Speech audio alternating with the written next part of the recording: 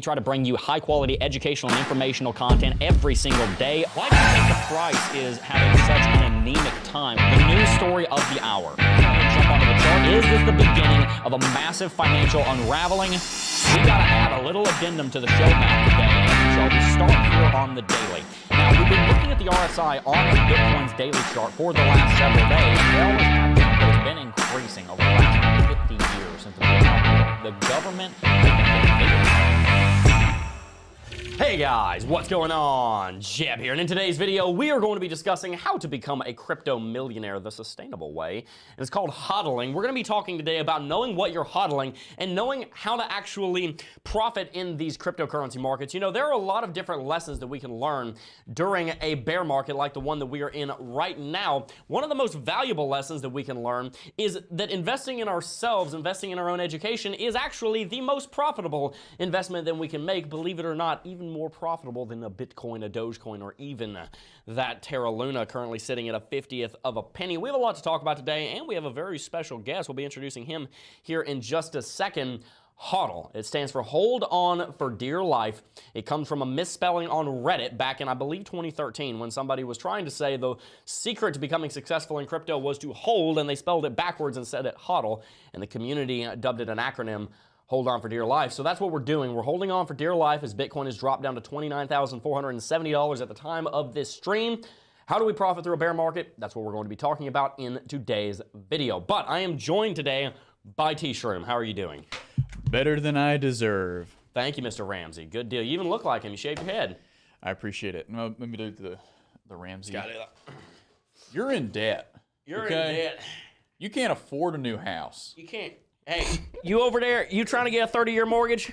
15-year, all the way, son. You're going out of 15 focus years, now. all the way. I'm going out of Camera focus. didn't like your impression. Oh, camera didn't like my impression. I'm going out of focus, just like your finances if you get a 30-year mortgage. We're also joined, as always, by Smay. How you doing? Hello, everybody. I would like, so YouTube, I just want to just note to everybody, YouTube is glitching on my end really badly right now. So if you guys are seeing this, I love you guys.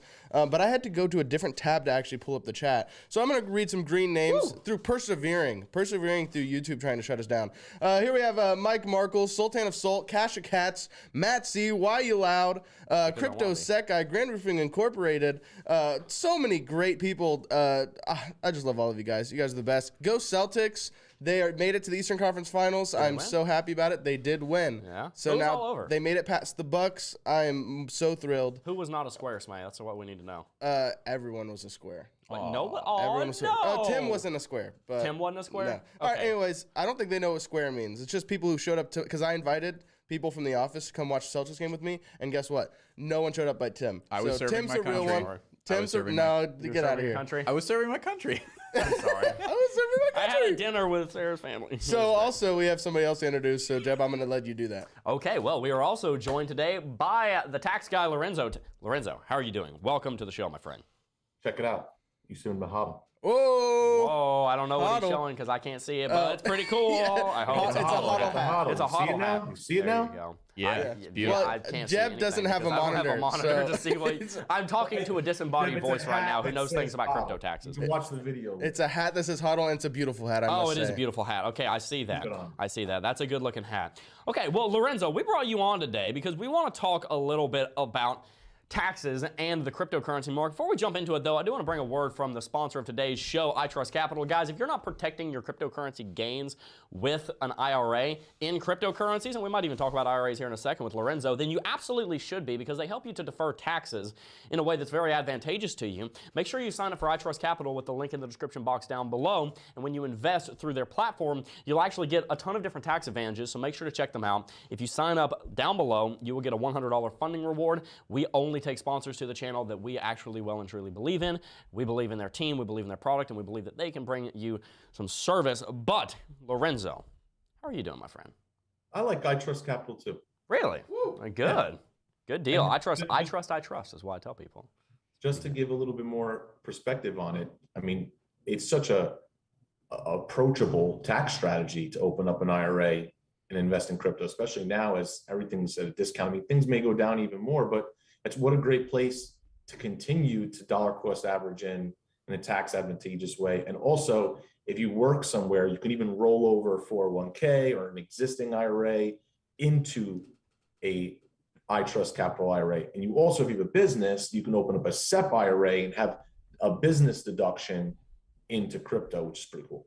That is really cool. Well, I Trust Capital helps you with your taxes, and Lorenzo, you also like helping people with their taxes. So we're going to talk a little bit about that right now. The first thing I want to dive into, and thank you for that, by the way. First thing I want to dive into is, you know, the collapse of UST, the stablecoin that was built on Luna, has brought about a lot of fear in the cryptocurrency space. Luna right now is trading at a 50th of a penny, and we're going to talk about that a little bit here in a second. Not too much, but we're going to talk about that a little bit. Terra USD, the stablecoin that was built on it, is sitting at 11 cents. Should people now be avoiding stablecoins for tax optimization considering Luna's collapse? And if so, what are some other strategies they can use besides stablecoins? I think if someone really wants to do their research on this, you should watch the congressional hearing that was done a while back. It's like 8 hours long, but if you want to take the time, watch the CEO of Circle, USDC, speak, and you can see why, if there's any stable coin to be in, I would try and stay into USDC. They're backed by US treasuries. They're backed by dollar for dollar. They're practically a bank. And you're going to start seeing regulation coming. I mean, it's word on the street. It's happening. I mean, after this, there has to be. So definitely, my recommendation would be, if you're going to be in stables, go to the one that's actually backed by something in USDC. I know Tether has a lot of FUD around it. It's just not clear what's happening. But right now, actually, I don't know if you've heard in the news with Tether. Have you heard about the whole thing in Lugano? No, I haven't. Yeah. So, I mean, Tether, Lugano in Switzerland is officially recognizing Tether, or I don't know if they officially did. I know they're speaking about it. We can do more research on it. But one of my friends is actually in Lugano right now talking to the mayor tomorrow. So I'll get some more insight coming forward. Yeah, they're trying to make it legal tender there. Yeah. It's an interesting move. Tether. In Switzerland? Well, it's a specific city in Switzerland. A city. Wow, but I know that Tether, they're based in the Cayman Islands, and they use a Cayman regulatory agency. Or it's not even a regulatory agency; it's like a law firm down there. Then that's how they project accountability to their community. Whereas USDC, I believe, holds all of their collateral with Morgan Stanley, which Morgan Stanley or an agency down Cayman Islands. Random Cayman Islands law firm. People go to the Cayman Islands to get around that stuff. Yeah, that instills a lot of confidence down there. Well, Lorenzo, you do my taxes. You help us with the the crypto Jebb company's taxes, and you also help a lot of our subscribers with our taxes. So I really enjoy getting to talk about taxes with you because I'm not a tax guy. I've said that, I've shouted that from the rooftops. I do not specialize in that. But I want to ask you something, because one of the founding phrases of this channel is that the best investment you will ever make is an investment in your education. I came up with that 4 years ago when I launched CT2A, and I put that in the sales pitch for it. So we've been saying that for a very long time. We're going to be discussing education a lot more later on in the show, by the way, for everyone who just tuned in. And by the way, hit that like button if you haven't already. Let's get to 300 likes in the next 60 seconds. I know we can. Lorenzo, how valuable do you think education is on the tax front? How does education apply in that side of investing? I mean, taxes, well, the funny thing about taxes is they're constantly changing. So if you're staying on the forefront of education in the tax industry, I mean, you're getting the latest and greatest news. So education is huge. Any CPA, as a CPA, I have to do continuing education every year for that fact. I have to do 24 hours in one specific area, or if I don't want to do one specific, I have to do 40 hours of continuing education every single year. Wow. And so that alone should show, like, as the professional in it, you have to put at least 40 hours of continuing education every year. As a standard just investor, you want to do your education to understand where this is going, because it's all fresh. Everything's new. Regulation is going to be coming. So I think it should be a point, as we head into this quote unquote bear market, do your research, put the time in, put the education to understand this. So when things do come and turn around, you're doing it in the most tax efficient way and keeping more money in your pocket. So it's not about how much you make, it's how much money you keep. I love that. Yeah, and I'm sure you do a lot more than 24 or 40 hours of self-education. You strike me as an autodidact, a self-educated person who does a lot of that, because you're trying to help people with, you're not trying to help people learn how to use an NFT, right? You're trying to help people figure out like much more advanced tax strategies. You're trying to help people in that, take it to the next level, you might say. So that's really good to hear that you do that. And I think that that's something that we all need to remember, is that, you know, Lorenzo has to do 40 hours by federal law to maintain his ability to do his job, because it's more regulated than being a crypto trader. But if we're trading Bitcoin and cryptocurrencies, and if we're working in taxes, then we have to be spending quite a lot of time on self-education. That's why we preach that, and it's very important on the tax front. Lorenzo, Jebb, before I move on, I do that a lot with my clients. Yeah. Already, when I have conversations with them, it's like almost a coach relationship. Like a personal CFO in a way to a lot of my clients. Okay. And I learn from them too, because you can't know everything. There's only 24 hours in a day. There's so much happening in this industry. You know, there's only so many, you know, YouTube videos you could watch, or articles you could read, or, you know, publications you can go to. So I'm learning from them too, which is really cool. That is really cool. It's starting to, it's almost like a, you know, like an avalanche, because now it's starting to build, because now I'm getting my clients learning, they're calling me, they're sending me articles, they're keeping me up to date too. It's a lot of fun. Yeah, that does sound like a lot of fun. That's how the community should be built, is that we should be leaning on each other. Well, Lorenzo, we got about 5 minutes left here, but I want to ask you something. Why should people have an IRA? Because we actually talk about IRAs quite a lot here on the Crypto Jebb YouTube channel. I Trust Capital being a sponsor, it's a platform that we use. So why should people consider an IRA in cryptocurrency? I'm going to give people a good strategy for IRAs. Okay. So I don't care where you're at. You could be making $40,000 a year or $40 million a year. You're either going to be at a high tax bracket, a low tax bracket, somewhere in the middle. There's Roth IRAs, which you pay the taxes right away, and then it grows tax-free forever. Or there's the traditional IRAs that you take a tax deduction up front, but when you pull it out later in life, you pay taxes. So if you do both of these things, later in life, you can play this game. Who knows what you're going to be doing at 60 years old? I mean, Jebb, you're busting your butt building this YouTube channel. You're going to tell me when you're 60 years old, you just want to like relax, you're not going to work? No. And who knows what you're doing at that point? You could be making a lot of money, so your tax rate could be high. So if you need to pull money out of an IRA, you pull it out of your tax-free bucket. Versus, let's say you're 60 years old and you want to relax. Then you're not showing a lot of money in the books. You could take from you could pay the taxes because your tax rate's low. But you're going to play this game of, what am I doing? What's my tax rate, and which bucket should I pull from? And that's the beauty of an IRA, is you can put money into these tax advantageous platforms, which is there's so many more advantages than just investing in a brokerage account. That's an immediate term strategy. This is more for a long-term mindset, which I know it's something that you preach. So it's a good strategy to promote. Right. That's phenomenal. Well, we got a couple minutes left here, but I want to throw it to you on something, and you can tell us a little bit of a story that you're telling us off air. Luna's at a 50th of a penny. It's time to ape into Luna. I think it's worth a little bit of risk, just a little bit. Don't go crazy. Don't be throwing the house at it. But, Luna was at like 100. Just to give you a quick story. Luna was at 120. It dropped to a penny. I had like $2,500 in my KuCoin. I was like, screw it, put it in. It went up to 2 something. It got up like almost 10 grand. I sold half. Within like seconds, my half was down to like $2,800. 4 hours later, my $2,800 was $36. Gosh. And I bought it at a penny. So then I threw a couple $100 at it, just a couple $100. $100. I woke up the next morning, my $236 was almost 5 grand. I was joking around with my dad. We were in the car. Every time I would refresh it, I'd lose $400. So that's crypto for you. Refresh, gone. Risk. Refresh, gone.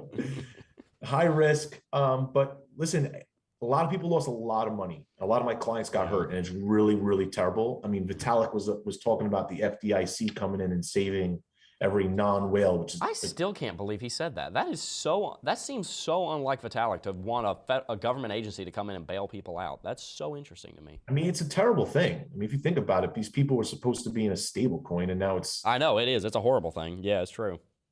it's done, you know. So I can see a potential meme coin or bailout, some sort of like run on this because so many people got hurt. Yeah. It was so polarizing. It's like a Lehman Brothers type of I collapse. know, yeah, that's what I was going to say. It's like a Lehman Brothers thing. You're going to have Janet Yellen all over this and all over those stable coins in the next 3 months. Stablecoin regulation is happening Yep. without a doubt. And it's something that's going to be, we're going to have to talk about over the next 6 months to a year. I don't know when it's going to happen, but I mean, how is that going to affect the market? Yeah. When real regulation starts coming in. Yeah, no, it is. It's going to have a huge impact. Well, Lorenzo, we got to go here, but I want to ask you one more question. A little birdie told me you have a speaking engagement coming up. Can you tell us about that? I got a few, but for the one is coming up right now on Thursday, it's actually the 18th, 19th, 20th. It's a crypto tax summit. Oh, wow. So I'm going to be speaking. We're going to be talking about a few different matters, about NFTs, some of what I'm doing with my clients, some strategies. It's in Miami. I'm in Miami here. Aventura to be exact, but the conference is in Miami. I think I told you guys to put this is some information. I told Greg to put a link or something if anyone was interested in coming down. There's a link. Absolutely. The link is in the description for that. CryptoTaxSummit.com. It's at the top of the description, guys. Check it out. Yeah. So if you want to come down, I'm sure if you want to do your research on what professionals are doing in this industry, that's the place to be at. So, you know, if you're coming down from permissionless, I know permissionless is happening right now. So if you want to take a little drive down to Miami and celebrate, come see me speak a little bit, come meet face to face. I know a few of my clients are going to be there, so it'll be nice. Yeah, well, it's always fun meeting you face to face, Lorenzo. We had a couple of good dinners back in January at TNABC. Guys, if you haven't if you haven't figured out how to deal with your taxes yet and you're sitting on a big portfolio, then you need to make sure that you're taking care of those taxes properly. And you know, one of the biggest expenses that you have in any kind of investment circle is not your exchange fees. It's your taxes. You can end up paying 10, 20, 30, 40% in taxes if you don't have somebody who really knows what they're doing and is qualified to help you out. So I definitely recommend all of you check out Lorenzo. Lorenzo, there is a link for you and your calendar down in the description box down below. Guys, if you don't have a strategy for your taxes yet, even if you do, it's definitely a good idea to go and talk to Lorenzo. Lorenzo, what do they get when they hit that link? Oh, yeah. Thanks, man. I really appreciate coming down and chatting a bit. And yeah, it's really amazing what we're doing with some of the clients, and it's saving a lot of money, you know, and even during this last dip, I didn't really get hurt too bad because I was diversifying the right things. I had the right ideas, the right strategies in place. And I mean, call it luck, call it diversification, but it really wasn't that bad for me. I feel bad for anyone who really got hurt because I have a lot of clients that got hurt. But a lot of us didn't do that bad either. So now we're in an opportunity to really make money. This is where you start to make money during this volatility, during these low times. Like almost if you just literally buy red and sell green for the next 3 years, I think you'll make money. I think you're absolutely right. Well, guys, make sure to check out Lorenzo. He's got a calendar link down below for a free 15-minute consultation. So make sure to check that out. Lorenzo, we're over time. We're going to have to go. Thank you so very much for tuning in. Or, excuse me, thank you so very much for coming on the show. We really appreciate it, and hopefully we'll have you back here soon, buddy. Awesome. Thanks, guys. Love you, man. Take it easy. Bye. All right, guys. Well, we're going to go ahead and jump straight. Wasn't that good? I always love talking to Lorenzo. He's a always really cool guy. Yeah, he is a cool guy. He is a cool guy. Have you met him in person, Tshroom? I have not had the pleasure. Yeah, he hasn't come by the office yet. We met him at we knew him a lot longer ago than that, but we got to spend some time with him down in Miami at TNABC in January. Went to dinner with him for a few times, had some drinks with him. It was I had one, excuse me, I want to be clear on that. Had one, and had a good night and talked about taxes. It was a really, really fun night. Well, guys, we're going to go ahead and move on into some Bitcoin technical analysis now. We got a little bit of time left. Let's go ahead and take a look at Bitcoin, currently trading at $29,694 and actually no change at the moment. That's it, trading at exactly 29,694. I believe my chart is frozen because Bitcoin's probably moving and TradingView is not showing that it is. For some reason, it keeps jumping over to QQQ. We're not looking at triple Q. We're looking at Bitcoin. Remember, guys, $30,000 is the level that we need to be paying attention to on Bitcoin. And right now, Bitcoin is not sitting above $30,000, actually below $30,000, and it's been below $30,000 for a while. Looking at the 5-minute chart here, you can see that we've been below it for a little bit. We have some consolidation going on right now. I'm just going to go ahead and go to a clean chart, show you what's going on here. We have a level of support sitting at 29,250, and that's going to be pretty important because, as you can see, Bitcoin is setting lower highs and lower lows, higher lows and lower highs, indicating that it is in a symmetrical triangle pattern. That's what we know as a bear pennant. If we extrapolate that bear pennant based on the local high at 40K, and we draw that down, then we're looking at a $17,000 to $18,000 price target. I don't think that's going to happen, but as you guys remember, I did call that the absolute bottom on Bitcoin could be between $20,000 to $22,000. So we want to keep that in mind, that this bear pennant that we're in right now may not push us all the way to the price target, but there is reason to believe that it could push us down to 20 to 22,000. Now, one of the things that Kelly actually tweeted out, Kelly on our team, you guys will remember him, tweeted out recently, is this. It's called the Bitcoin Rainbow Price Chart. Really loving this chart. Go over to his Twitter, Kelly Kellum on Twitter. You can see all of these different bands and what they mean, all the way from red at maximum bubble territory all the way down here to blue, basically a fire sale. And it's saying that we are getting into ridiculously important, powerful buy state right now. But if we drop all the way down to about $20,000, which is right about where that's sitting, then we're going to be sitting at more or less a fire sale on Bitcoin. And following this chart, you've probably seen this chart in many different ways over the course of the last, several years. It's more or less saying, hey, look, the bottom is ridiculously close, and now's a good time to be accumulating. That's what Lorenzo was talking about. Buy red, sell green, you're going to be fine. If you're buying in the red down here, down below 30K, and you're hodling for the long run, then I think you're going to do very well for yourself. Tshroom, what are some of the broader things that you're seeing on the charts and in the price of Bitcoin? Where do you think we're going over the next couple of months, and how do we prepare for it?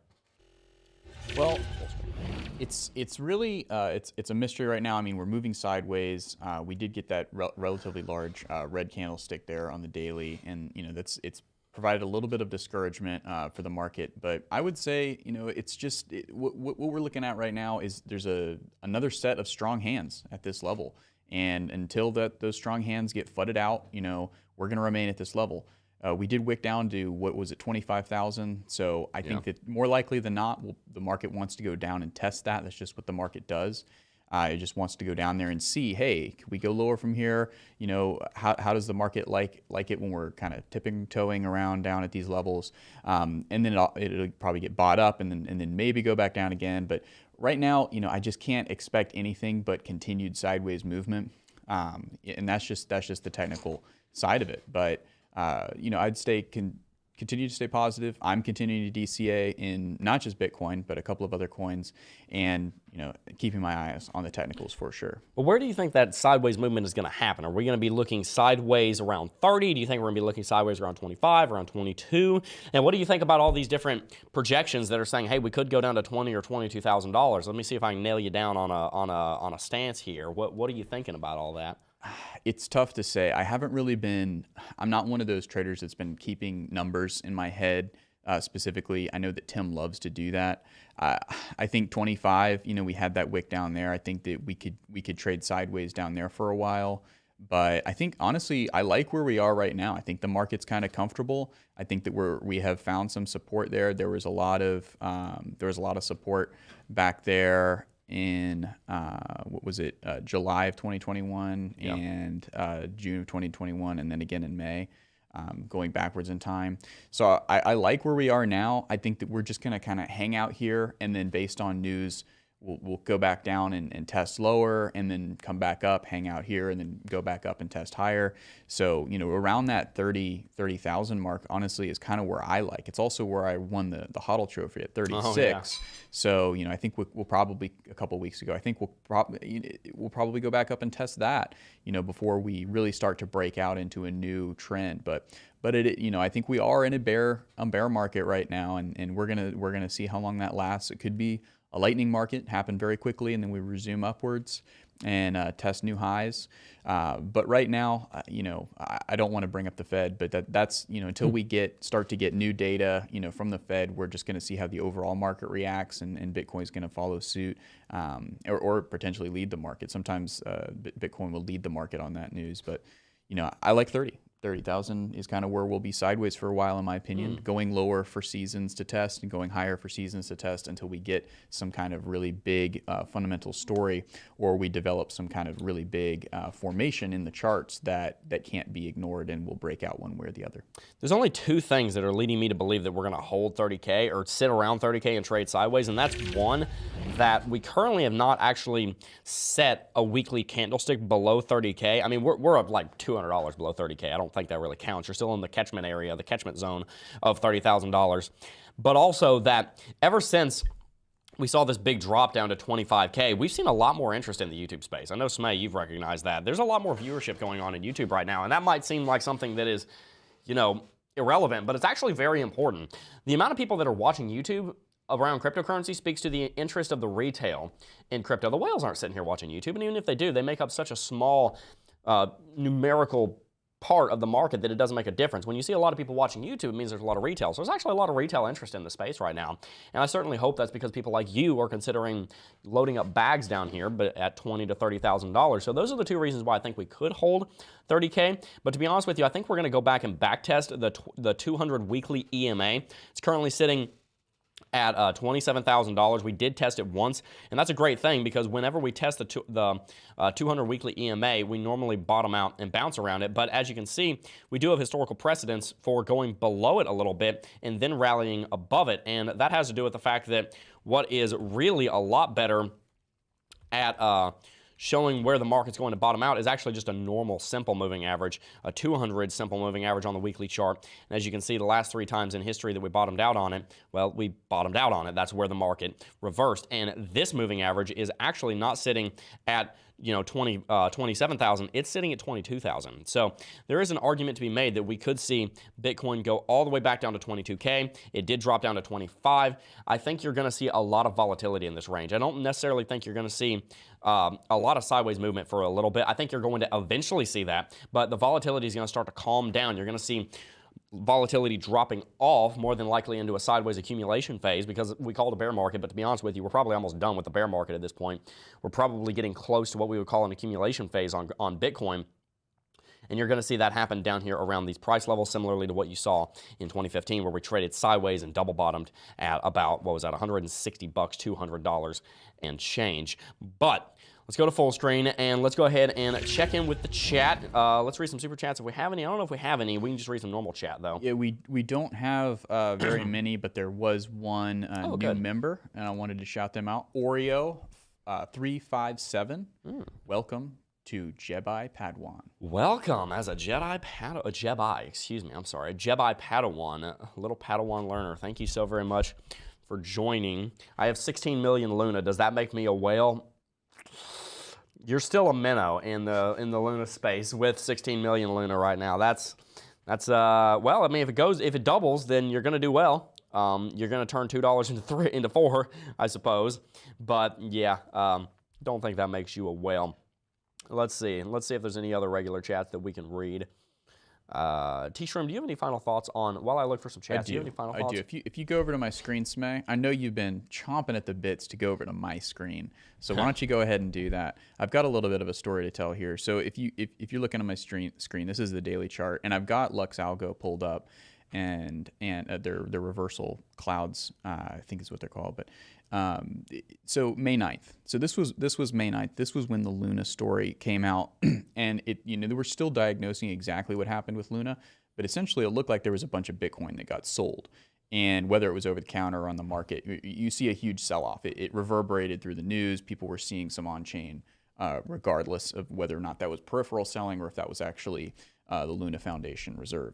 But here, it didn't go lower. It really did. I mean, it did that day. It did not even come down to.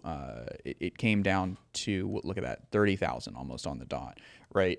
And this is an argument kind of against what Jebb was saying, was that we're not going to go sideways from here. He's thinking we're going to move into another zone, whether it up or down, more likely than not down, and then we'll find some sideways movement. But my argument is I think this is the sideways movement. This is where it's going to be, around this 30,000 level. And the reason I'm saying that is because we had a very big, I wouldn't say it Bitcoin fundamental, but crypto industry fundamental movement when Luna collapsed. Obviously, it's all over the news. It's so saturated in the crypto space. But look, I mean, we did when we wicked down on the 12th of May, it went down to 36. And again, this is the daily chart, went down to 36.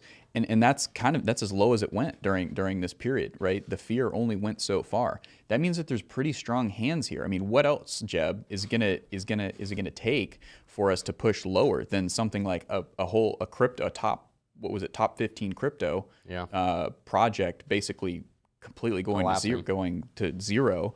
What is it going to take to push us down? What fundamental story could happen? I mean, well, I think the fundamental story right now that's pushing us down is an exodus of interest. We're just seeing a lot of people get bored in the crypto space and they're leaving. And I've talked about that almost every show for the last month. The reason that people leave the space is not because there's a fundamental problem with Bitcoin. It's because they don't understand why Bitcoin is in the first place. They don't understand, hey, Bitcoin is the most valuable, most powerful, it is the only solution to one of the biggest problems that human society has ever faced, and that's the inability to store value into the future.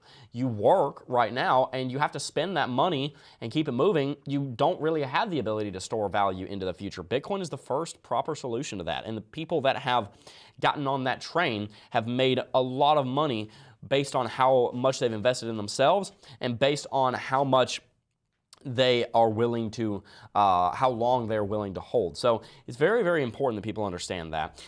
With all that said, though, let's go ahead and move on to our next topic here. We're going to go ahead and discuss, and I see your super chat, by the way, Tom Wilkes. We're going to keep moving. We're going to read that here in just a second. Thank you very much for that, though, buddy. But we're going to move on into our discussion segment. But before we do, I want to bring you a word from one of our sponsors, which is Unstoppable Domains. You have obviously heard of Unstoppable Domains. Unstoppable Domains are decentralized, and once you mint an unstoppable domain, nobody can take it from you.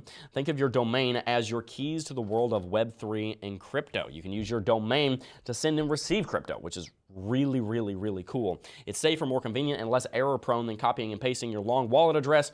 It is a human-readable domain versus copy and pasting long wallet addresses, and it makes crypto practical in more physical world situations.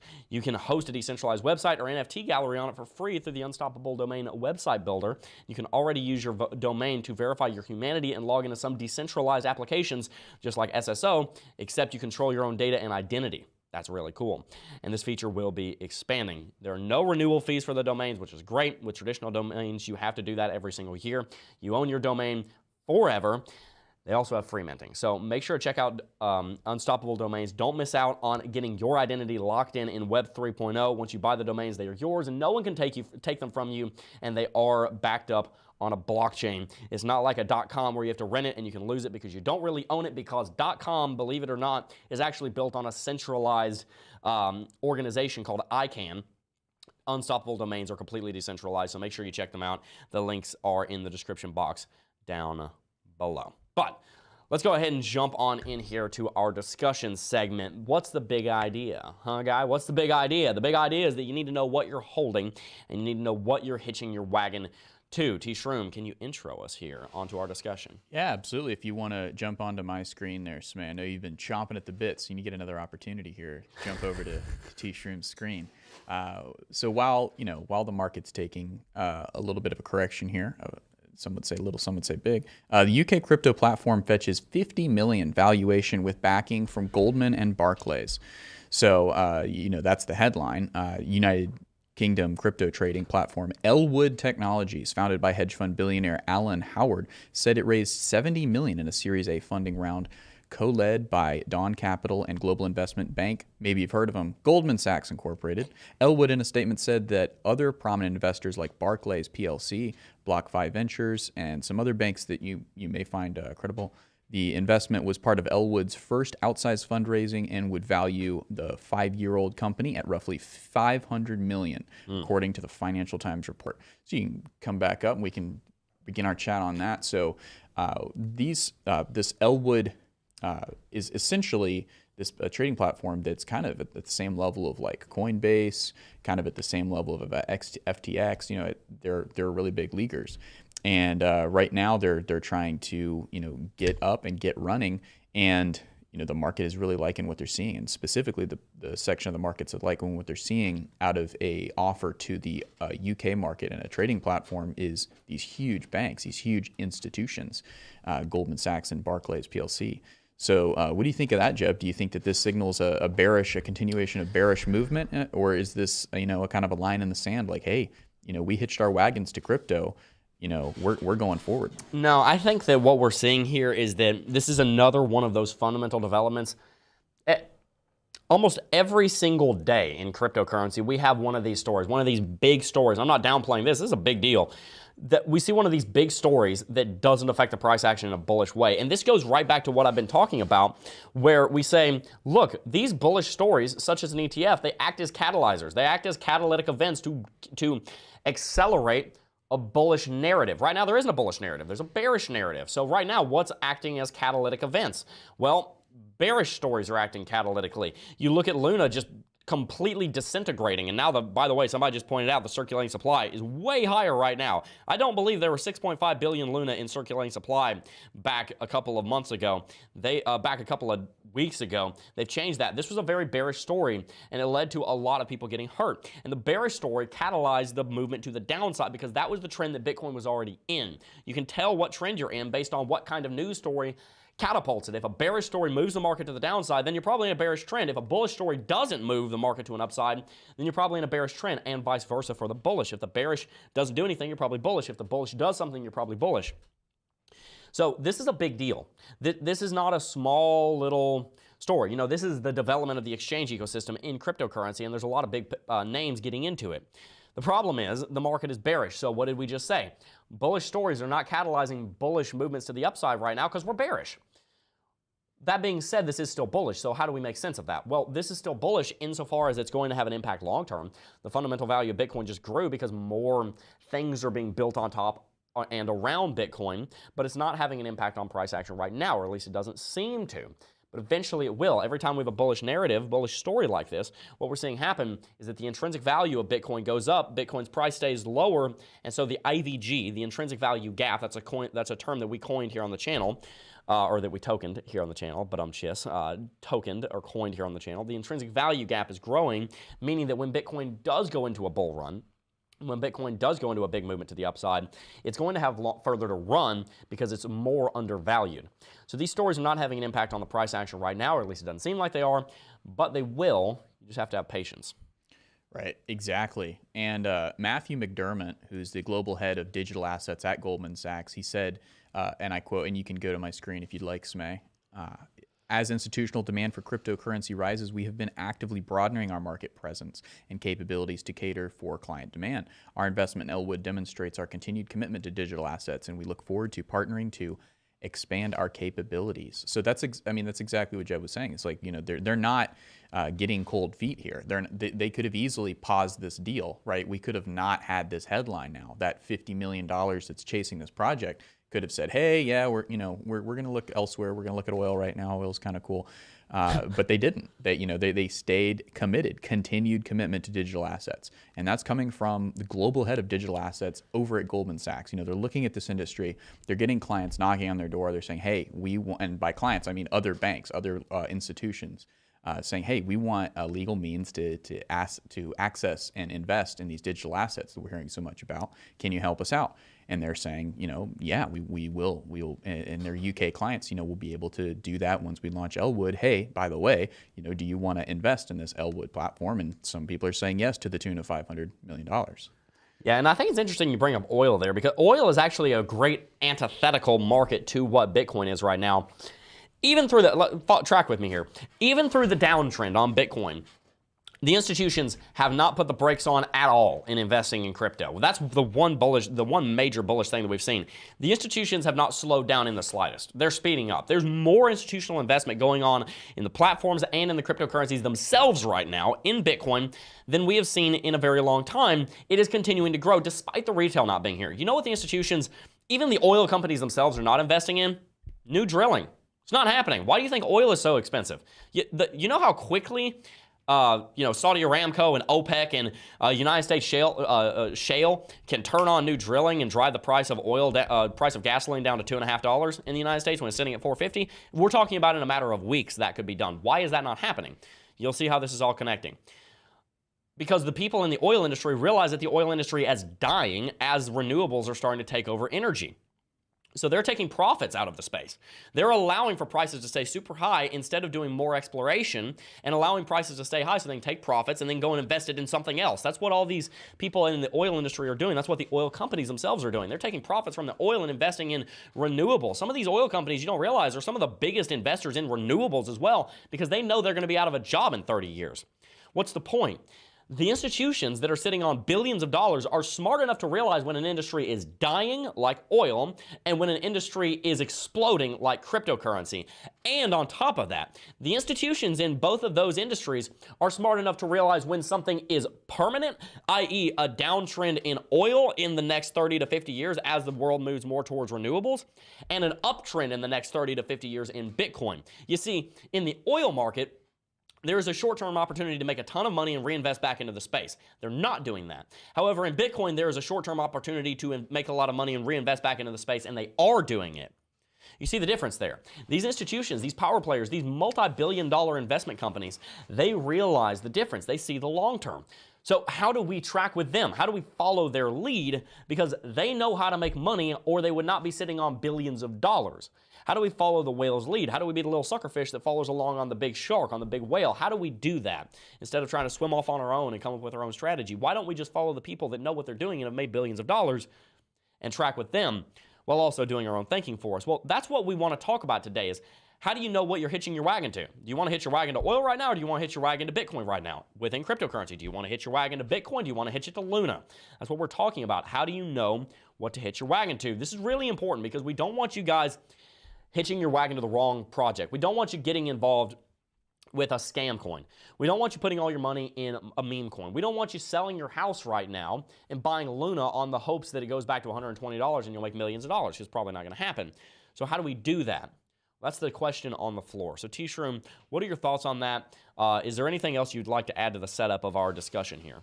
Well, so it's a story of not losing faith, right? It's a story of understanding your convictions and going with them, right? Sticking with them, right? So I personally, what have I been doing? I'd like to answer that question. So I've been doubling down. I've been buying more Cardano and I've been DCAing both Ethereum and Bitcoin, right? And I also have been dipping my toes in Solana, but not absolutely loving it because it has been swinging lower. And I think the reason why Solana has been swinging lower relative to coins like Ethereum and Bitcoin is because it's not as decentralized, right? And I think that it kind of goes back to my argument that the folks that are remaining in the market right now are actually pretty well educated, right? They kind of understand what Bitcoin is and what the staying power of the technology behind it is, specifically Bitcoin.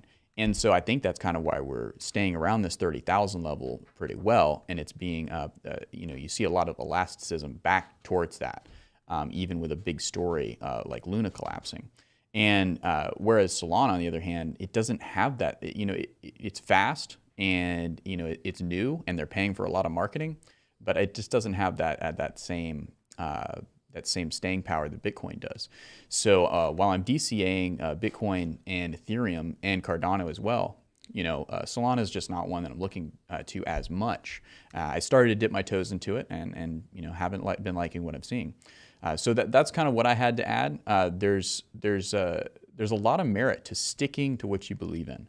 If you're just on a whim, buying something because you read a single article about it, and then it goes down and you just fearfully sell. You sell for a loss. You do that again and again and again, and you call yourself an investor. You're lying to yourself, right? But if you can hitch yourself to something that you believe in, when it goes down or when it goes up, it doesn't really matter, right? Because you're actually believing in it and you're buying it for an investment.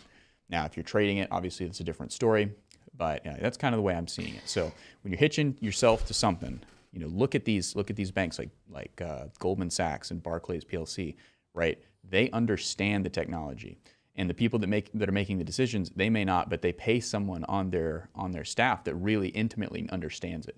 So they trust them to tell them and say, hey, this Bitcoin, this blockchain, Ethereum, this technology, it really is going to be the backbone of the future of Web 3.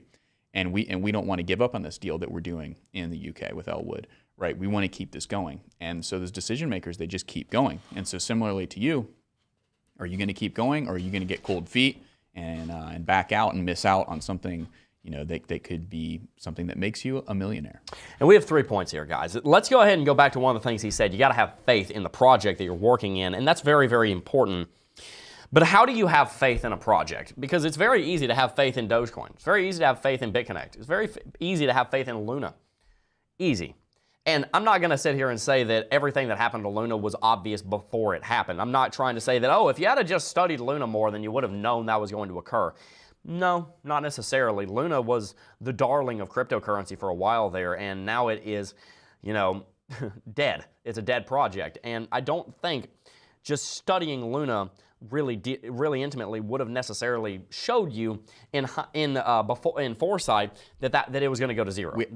We actually, I hate to cut off your train of thought there, Jebb, but we actually do know that that's true because I personally researched a whole video on Terra Luna, right? And I didn't pick up on the fact that this mechanism was not going to make sense. Well, that's what I'm saying is that even if you had it, that's what I'm saying. Even if you had researched it, there's still the opportunity that you'll do your research and you'll still get burned. That's the point I'm making. You know, as he just said, he researched an entire video on Terra Luna. I'd done a lot of research on it. I was starting to look into Do Kwon and learn more about him because he was looking to be another Charles Hoskinson. Now he's unfortunately going to be, what's the guy from BitConnect that shouted from the stage? BitConnect! BitConnect! I have no idea what his name is. Sorry for all of the headphone users But that I we know just his blew their rallying eardrums cry. out. Yeah, I know his rallying cry. My wife doesn't even believe in me. What Anyway, I'm gonna do? What am I gonna do? Golly dang. Talk about some memes in cryptocurrency. We got some spicy memes. Anyway, point is, you could have done your research. Let's get back on track. You could have done your research and still gotten burned, but that doesn't mean that you shouldn't be doing your research. That doesn't mean you shouldn't be investing in your education. Here's the point of our application part of our discussion. How do we apply what we're talking about here? How do we make sure that what happens to Luna, or at least try our best to make sure that what happens to Luna doesn't happen to us? And the same thing for people that were in BitConnect. That one you could have seen coming. Number one. Invest in your education. It's the best investment you'll ever make. We talked about that with Lorenzo earlier. We've been talking about it for the last 4 years. I firmly believe the best investment that you will ever make in cryptocurrency is an investment in your education. And the reason for that is because if you don't know what you're doing, you're never going to know what you're doing. You know, speaking in plain sense, that's kind of what we're talking about here. You can have all the tools that you want and be a heart surgeon. You open up somebody and you don't know what you're doing, that dude is going to be really messed up if you let me try and do open heart surgery on him because I have no idea what I'm doing. I need to go and invest 12 years in my education before I start doing open heart surgery on somebody, right? If I want to be a master carpenter and make these beautiful wooden sculptures, then I need to invest in my education. You can give me all the tools, I'm not going to know what I'm doing. I'm going to make an absolute mess out of it. It's going to be horrendous. I have to invest in my education. That's why rule number one of investment is invest in your education, and that's why he was talking about invest in things that you have faith in. But how do you have faith in something? By researching it, by investing in your own education. You have to do that. It's non-negotiable. You have got to invest in your education. You can lean on people like us. We are an educational source. We are an informational source. That's one of our best practices for this show is we want to bring people the most informational and educational content possible. That's what we try and do that meets the intersection of what they want and need to know. That's one of the things we read before we go live. Help people have the most educational and informational content possible that meets the intersection of what they want and need to know. That's what we do. We want to invest in our education so we can help invest in yours. So rule number one, invest in your education. Lean on other people that are ahead of you. You know, we might be behind you. Maybe you guys have been in crypto for, 10 years. I've only been in for 5 years. Maybe you are coming to teach us something, and that's great. We want to learn. But maybe we can teach you something. So that's why you come to a channel like this. That's why you go to a place like Club DeFi. That's why you go to a place like other YouTube channels. That's why you go to a place like Investopedia, so you can learn. You need to make sure you're investing in your education. Rule number one. Rule number two. Have some go-tos. Have some cryptocurrencies that you strongly believe in. Do all the decision-making beforehand. Don't wait until game day to decide, oh, what player are we going to make against? I don't know. I'll make up Boston. I don't know. I don't play sports ball. But, you're in a game. You're not trying to figure everything out in the moment. You've done your research. You've studied the team. You've said, hey, they got this player who does this thing. Let's see if we can counter him in this way. You can tell I don't know anything about sports, so I'd be using actual analogies. Let's make sure that Tiger Woods knows how to go up against Michael Jordan and so that he can beat Babe Ruth on the soccer field. No, I'm joking. Anywho, There's a couple of errors with that statement, Jebb, and I'll tell you why. Okay, tell me. Okay, sounds good. It's all the same game, right? Anywho, have some go-tos. Make sure you've done your research in advance. Make sure you've invested in that. And what's the application in crypto? Well, the application in crypto is make sure you know, okay, I like these three projects, so that when it goes into a dip, i.e. when you're in the game, you're not trying to come up with the play during the game. You've already made the plan. You're already working on the plan. Don't go into battle and try and figure out, oh, okay, we're going to do this now, we're going to do that now. No. You should have figured that out 6 months ago before the battle started. So that's what we're talking about in crypto. Right now is the time to be doing the planning. The bull market will kick off in 3, 6, 12 months. I can't tell you exactly when, but it will eventually. When that happens, you need to, 1, have invested in your education.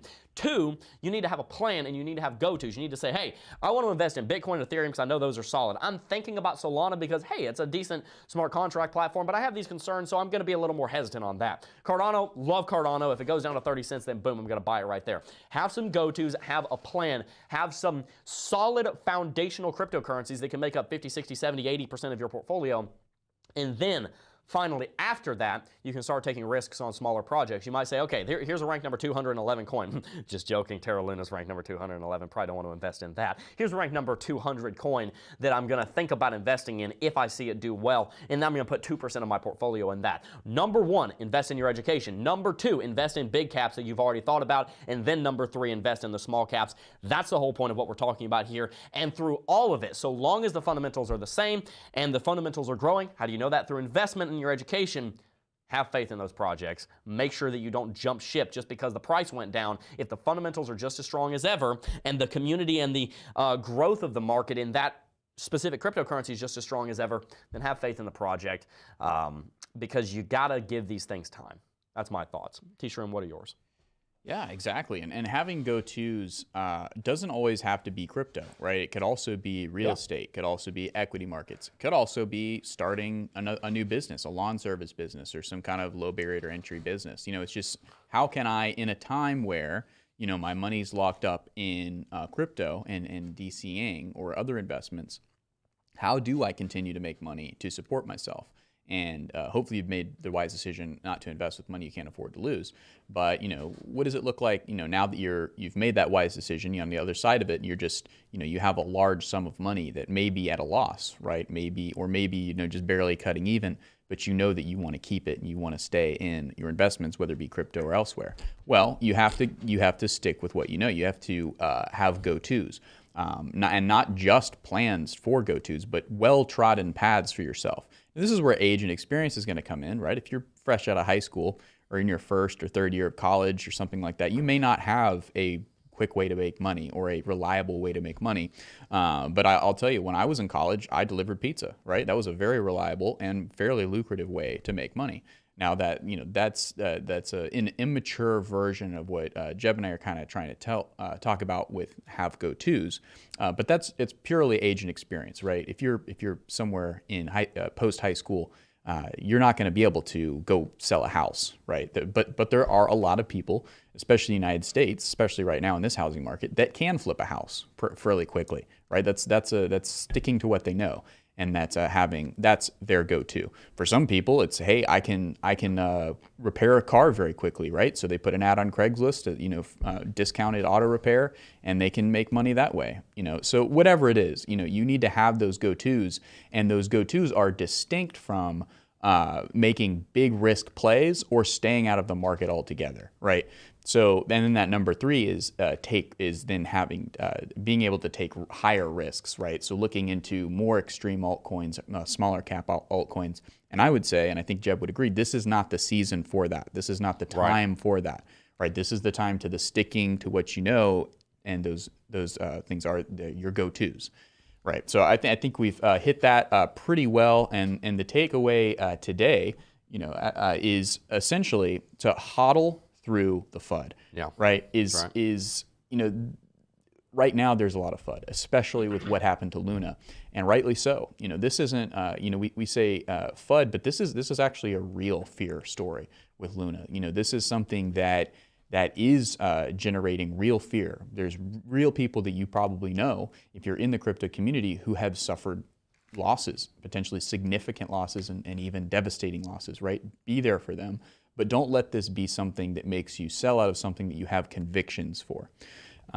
And if you find yourself that you're not strong enough to do it and you have to make that decision, you know, take some time for yourself, you know, and we hope to see you circle back into the crypto space, and maybe you need to see more optimistic news. Maybe you need to see something to believe it. But as for Jebb and I, and for Smay and the team here at Crypto Jebb, you know, we already have seen enough of what we need to see. We believe it, and we're just happy for you to be on board with us this far. So hodling through the FUD, right? You know, it's a real story with Luna, and but what we're finding out, we're actually going to talk about this in the afternoon video, is that Luna and Bitcoin have a ton of things that are not in common.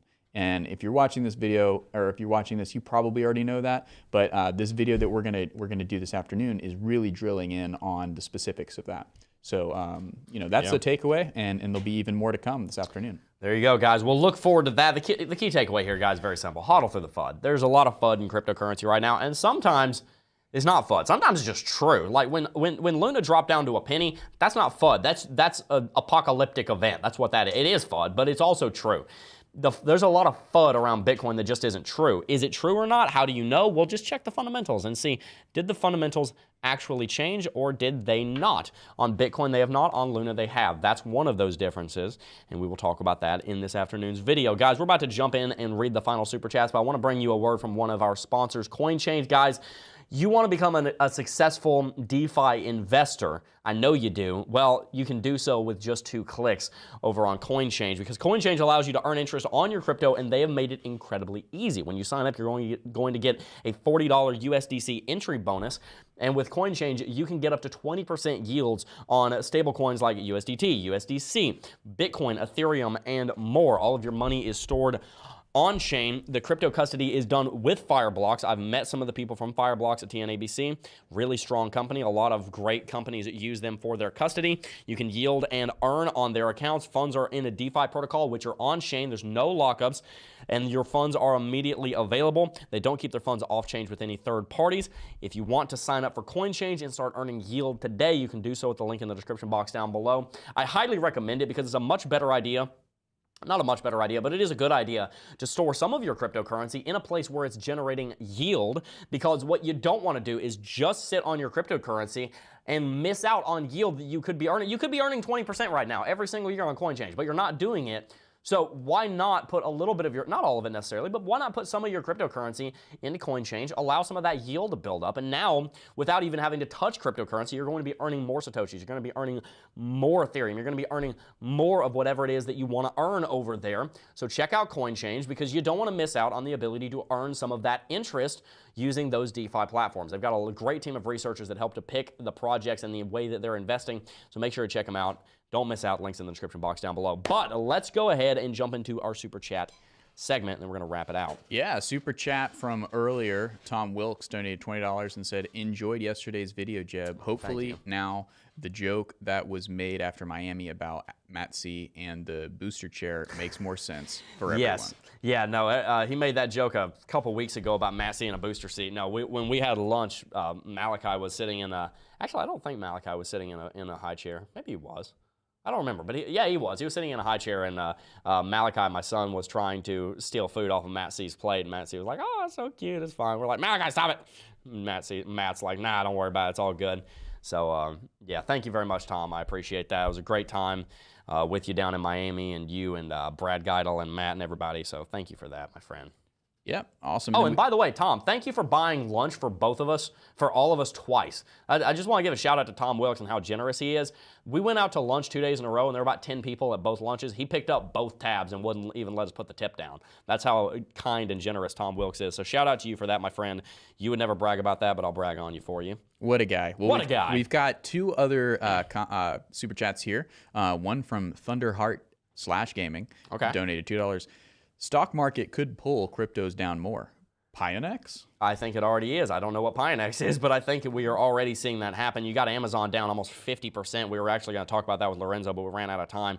Amazon was sitting at $3,700. I actually have it up right now. Dropped 45% in half a year. That was a pretty big deal. So, yeah, I think the stock market is already doing that. Yeah, and Pionex is a centralized exchange that provides 13 types of crypto trading bots within the exchange, and that's all I'm going to read. You know, that sounds like something. Okay. It sounds like something that you could look into for yourself. What you got? Shill? Shill? Yeah, but more than likely. Yeah. So, Sounds like a shill. Martigen Sables donated.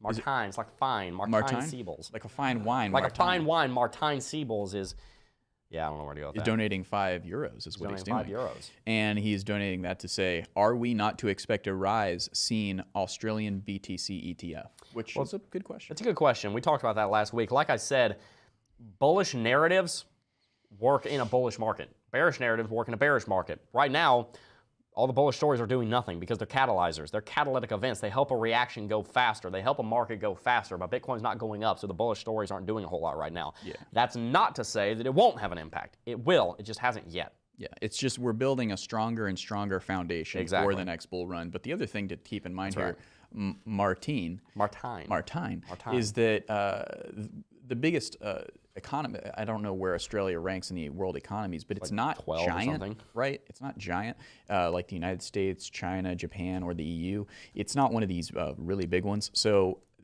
the effect that even a spot ETF, because I believe he's referring to the spot ETF that's gone live there in Australia. I think there's several of them. Australia's ranked number 13, $1.3 trillion GDP. Very close. So it's not going to move the market. It's really not. Now, if a spot ETF in the United States launched, that could be the catalyzing bullish event, right? That could lead us into a new bull run. But the fact of the matter is, if you're an American, or if you're in the EU, or if you're Japanese, it's not like easy to make an account in Australia and then open a brokerage and then start trading Australian equity, or Australian ETFs and equities. Like, it's just not it's not a turnkey thing. Some people might be able to do it, but I mean, when was the last time you opened up a bank account in a foreign country and started trading their equities? Can't say I've ever done that. Yeah, that's not a thing that people Can't say I've ever done that, Mr. Ramsey.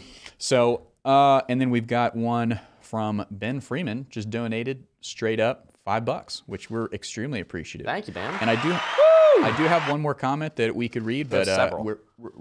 What's that? We have several, actually. Yeah, we're going to go through all of them. We're a little over time, Okay. but we want to make sure we read them. So I've got one more that was not a super chat, and I don't see any more. So if you're seeing any Okay, more, I got a you few. can go Matt C donated and said, "It's It's great to finally congratulate you publicly, Dad." Oh, well, thank you, Matt C. I really do appreciate that. I'm very blessed. If you guys haven't seen the video that I uploaded yesterday, I am a father, and I am very, very, very blessed. And you can see all of my thoughts on that over on that video. I'll leave it at that for the sake of time. Mike Markle also donated, said, "Love this week's Between Two Coins at Matt C. is my hero, and it was awesome to see." Oh, he's my hero too.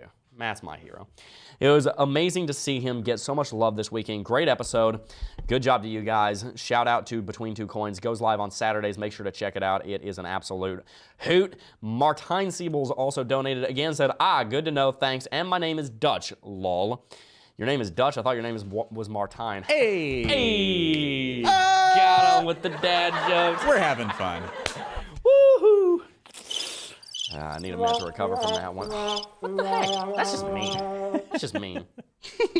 Sorry, I shouldn't have done that. No, it's okay. It's okay. okay. If you No, enjoyed I today's should've. stream, make sure to hit that like button. Let's see if we can't get to 750 likes in the next couple of minutes. By the way, because we got so much love in the chat today, make sure to go subscribe to Crypto Vet. He's in the chat every day. He's trying to run a YouTube channel. He's doing a great job running a YouTube channel. He is growing. Make sure to go subscribe to him.